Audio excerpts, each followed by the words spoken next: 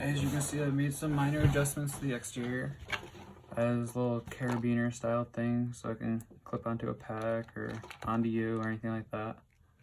And just right now I have just a single zip tie holding this thing together. It's a little tight, so you can add another zip tie here and then waterproof it or waterproof it first, or do whatever you need to. And I added tape just around it just to make it more shock resistant, so if you drop it or if it gets squished down your bag, it's not gonna crack. And I add these two little pieces right here just to create some tension and not to tear up the thing as much every time you take it off. Okay, in here we just got our water collection bag and water purification bag, and zip that up with those grocery bags, or not, the garbage bag ties. We have a lighter, a little bic with about, I want to say 6 feet of duct tape. That's a good amount of duct tape, and that'll work as a fire starter for a very long time. It'll elongate that lighter's life for very long. Then we have a little bit of snare wire, about 15 feet. We have 2 medium-sized safety pins.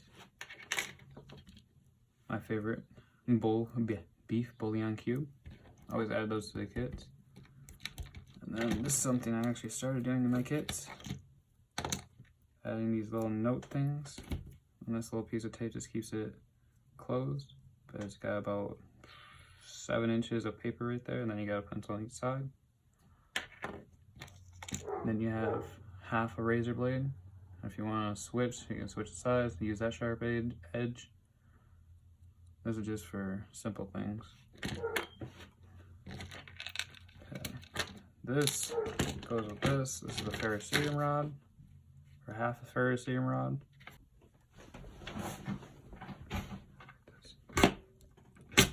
There.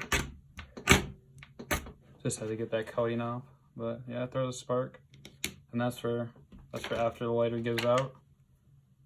Didn't cut up my hand or anything. It's a little red. Maybe there's a little blood, but you get the idea. It works. And plus, if anything, you're gonna have a normal blade. These are your water purification tablets. There's about 4 of them in each.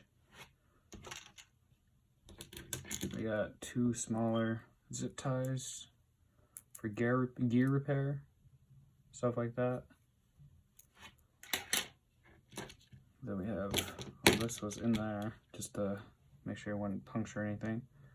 Well, we got 2 fishing hooks here, and it's got a little piece of foam shoved into the end of them